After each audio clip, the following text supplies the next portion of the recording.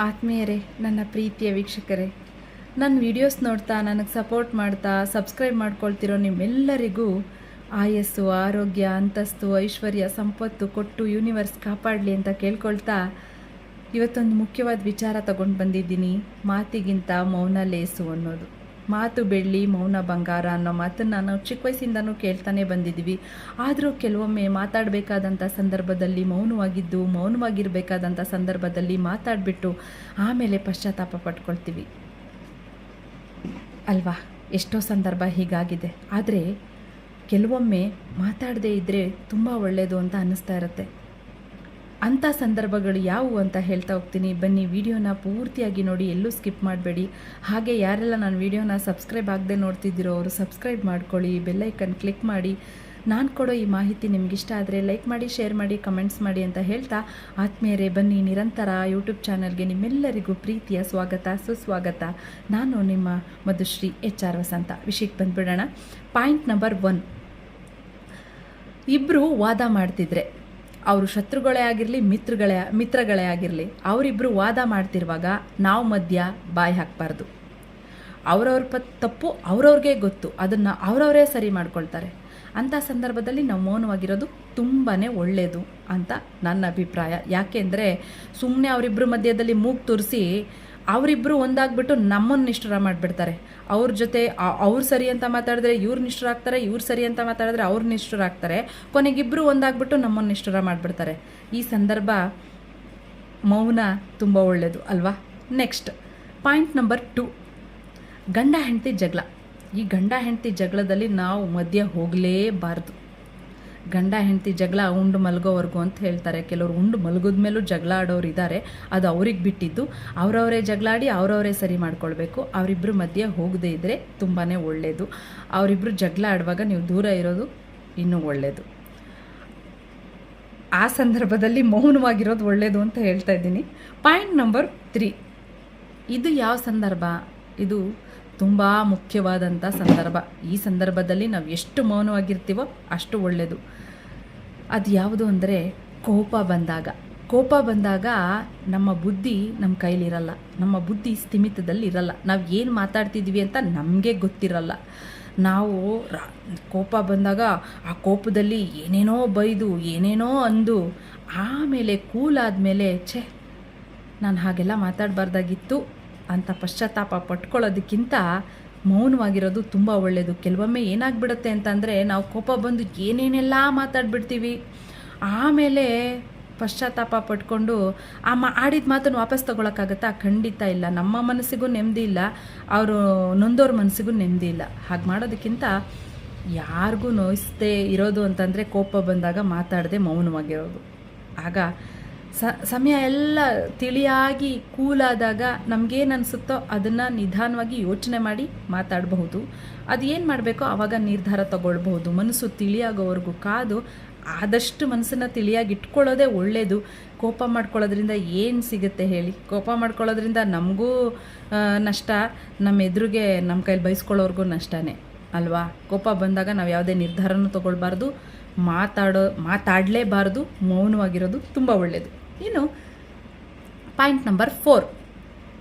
ಇದು ತುಂಬ ಮುಖ್ಯವಾದ ಸಂದರ್ಭ ಕಣ್ರಿ. ಏನು ಗೊತ್ತಾ?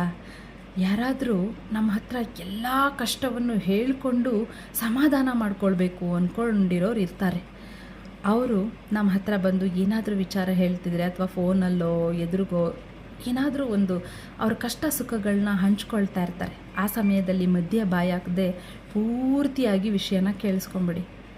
ಆಮೇಲೆ ನೀವು ಮಾತಾಡ್ತೀರಾ ಅಥವಾ ಏನೋ ಸೊಲ್ಯೂಷನ್ ಕೊಡ್ತೀರಾ, ಅದು ನಿಮಗೆ ಬಿಟ್ಟಿದ್ದು. ಅಂಥ ಸಂದರ್ಭದಲ್ಲಿ ಮಾತಾಡದೆ ಮೌನವಾಗಿ ಎಲ್ಲವನ್ನು ಕೇಳಿಸ್ಕೊಳ್ಳೋ ಸೌಜನ್ಯ, ತಾಳ್ಮೆ ನಮಗಿರಬೇಕು. Point number 5. ಇದು ಏನು ಗೊತ್ತಾ? ಕೆಲವರು ಆ ಕಡೆ ಬುದ್ಧಿವಂತರು ಅಲ್ಲ, ಈ ಕಡೆ ದಡ್ರು ಅಲ್ಲ. ಅಂಥವರು ಏನು ಮಾಡ್ತಾರೆ ಅಂದರೆ ನನಗೆಲ್ಲ ಗೊತ್ತು ಅಂತ ಹೇಳ್ತಾರೆ. ಯಾರಾದರೂ ಏನಾದರೂ ಹೇಳೋಕ್ಕೋದ್ರೆ ಅದನ್ನು ತಗೊಳ್ಳೋಕ್ಕೆ ರೆಡಿ ಇರಲ್ಲ. ನನಗೆ ಗೊತ್ತು, ನನಗೆಲ್ಲ ಗೊತ್ತು ಅಂತ ವಾದ ಮಾಡ್ತಾರೆ. ಅಂಥ ಮೂರ್ಖರ ಜೊತೆ ವಾದ ಮಾಡೋದಕ್ಕಿಂತ ಮೌನವಾಗಿದ್ದು ಬಿಡೋದು ತುಂಬಾ ಒಳ್ಳೆಯದು. ಇನ್ನು ಪಾಯಿಂಟ್ ನಂಬರ್ 6. ಅದೇನು ಅಂದರೆ ಎಲ್ಲ ಗುಂಪಿನಲ್ಲಿ ಗೋವಿಂದ ಅಂತ ಮಾತಾಡ್ತಾ ಇರ್ತಾರೆ, ಏನೇನೋ ಮಾತಾಡ್ತಿರ್ತಾರೆ. ಅವ್ರ ಮಾತು ಇವ್ರಿಗೆ ಸರಿಯಾಗಿ ಅರ್ಥ ಆಗಲ್ಲ, ಇವ್ರ ಮಾತು ಅವ್ರಿಗೆ ಸರಿಯಾಗಿ ಅರ್ಥ ಆಗಲ್ಲ. ಗುಂಪಿನಲ್ಲಿ ಗೋವಿಂದ. ಆ ಸಮಯದಲ್ಲಿ ನಾವು ಮೌನವಾಗಿರೋದು ಒಳ್ಳೆಯದು. ಯಾಕಂದರೆ ಸುಮ್ಮನೆ ಎನರ್ಜಿ ವೇಸ್ಟು. ನಮ್ಮ ಮಾತನ್ನು ಯಾರೂ ಕೇಳಿಸ್ಕೊಳ್ತಾ ಇರಲ್ಲ. ಸುಮ್ಮನೆ ಕೂಲಾಗಿದ್ಬಿಡ್ಬೇಕು. ಎಲ್ಲ ಮಾತು ಮುಗಿದ ಮೇಲೆ ನಮಗೇನು ಅನಿಸುತ್ತೋ ಅದನ್ನು ಆವಾಗ ಹೇಳಿದ್ರೆ ಎಲ್ಲ ತಿಳಿಯಾಗಬೇಕು ಸಂದರ್ಭ. ಆಗ ಕೇಳ್ತಾರೆ, ಯಾಕೆ ನೀವೇನು ಮಾತಾಡಲಿಲ್ಲ ಅಂತ. ಆ ಸಮಯದಲ್ಲಿ ಮಾತಾಡಿದ್ರೆ ಆ ಮಾತಿಗೂ ಒಂದು ಬೆಲೆ ಇರುತ್ತೆ, ಗೌರವ ಇರುತ್ತೆ. ಆಗ ನಮ್ಮ ಮಾತನ್ನೆಲ್ಲ ಕೇಳಿಸ್ಕೊಳ್ಳೋಕ್ಕೂ ರೆಡಿ ಇರ್ತಾರೆ ಅಲ್ವಾ.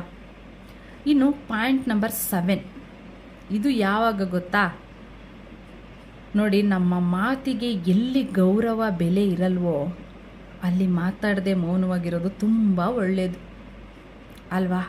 ನಮ್ಮ ಮಾತನ್ನು ಯಾರು ಕೇಳಿಸ್ಕೊಳ್ಳೋಕ್ಕೆ ರೆಡಿ ಇರಲ್ಲ, ನಮ್ಮ ಮಾತಿಗೆ ಯಾರು ಗೌರವ ಕೊಡಲ್ಲ ಅನ್ನುವಾಗ ನಾವು ಮಾತಾಡಿ ಏನು ಪ್ರಯೋಜನ. ಅಲ್ಲಿ ಮಾತಾಡಿ ದಡ್ಡರಾಗೋದಕ್ಕಿಂತ ಮೌನವಾಗಿದ್ದು ಜಾಣರಾಗ್ಬಿಡೋದು ಒಳ್ಳೇದಲ್ವಾ. ಇನ್ನು ಪಾಯಿಂಟ್ ನಂಬರ್ 8, ಇಲ್ಲಿ ಏನು ಗೊತ್ತಾ, ನಾವು ಮಾತಾಡ್ತಾ ಇರ್ತೀವಿ, ಏನೋ ಹೇಳ್ಕೊಳ್ತಾ ಇರ್ತೀವಿ, ಆದರೆ ಅವ್ರಿಗೆ ಗಮನ ಎಲ್ಲೋ ಇರುತ್ತೆ.